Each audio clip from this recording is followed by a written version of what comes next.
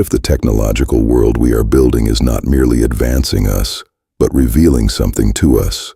What if technology, code, and even artificial intelligence are not just complex human achievements, but reflections of something deeper, something older, something sovereign that existed long before us?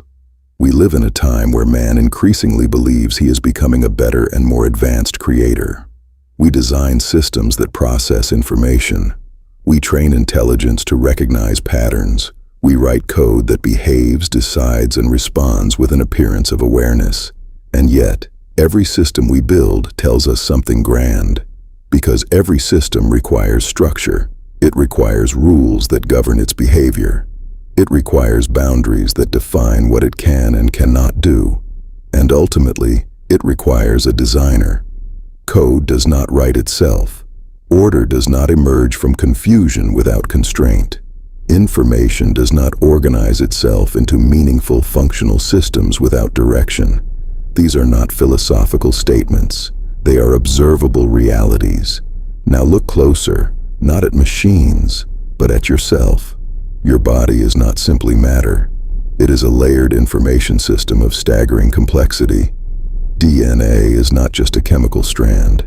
It is encoded instruction, wrapped in regulatory structures that determine what is expressed and what is silenced. Genes are turned on and off with precision, timing, and coordination, like a biological operating system managing processes in real time. This is not randomness. This is not chaos. This is governance, measured, directed, sustained, and yet we are told this entire system came from nothing, no mind behind it, no author responsible for it, no intention guiding it, only time, chance, and matter interacting blindly. But there is a question that remains untouched by all of these explanations. Why is there something instead of nothing? And even more pressing, why does what exists follow order at all? Why does it obey consistent laws? Why does reality behave as if it were structured, as if it were written, as if it were upheld by something beyond itself? And this is where the question turns toward you, because you are not outside of this system. You are within it. You think, you choose, you act. But the question is not whether you act. The question is whether you originate those actions, or whether you are responding to influences you did not create. If every system we have ever observed requires a designer, what does that say about the system you, yourself, are living inside of? This channel, the threshing floor, exists to separate what is true from what only appears to be true in our limited perception, to separate signal from noise, reality from assumption, what is revealed from what is merely repeated. There are fundamentally two ways to understand your life. One says, I am the source of my decisions. I chose my direction. I determined my path. The other says, I was led into what I now see. I was shown what I did not previously understand. I was brought to conclusions I did not originate on my own. One framework places man at the center as the author of his own existence. The other recognizes that what we call choice may itself be shaped, constrained, and directed by something far greater than us. Consider the architecture of artificial intelligence. It can process information, learn patterns, and generate responses that appear thoughtful, even creative.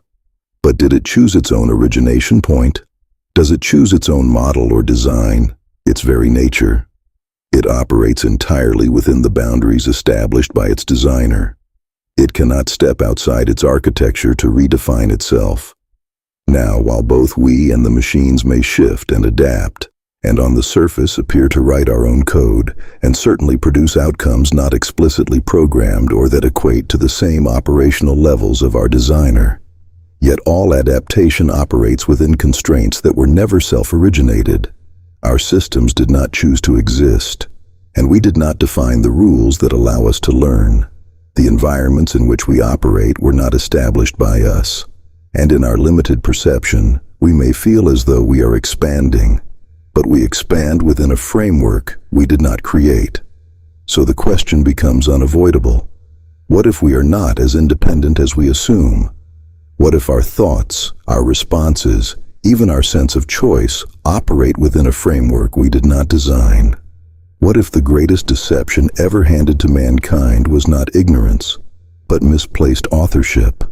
The belief that we are self-determining, that we are the source, that we are independent, because everything we observe points in the opposite direction. Every system points back to a designer. Every law points back to a lawgiver. Every line of code points back to a mind. And systems do not create themselves. So this is where we begin, not with conclusions forced upon you, but with a question that cannot be avoided. Are you the author of your own life, human or eternal?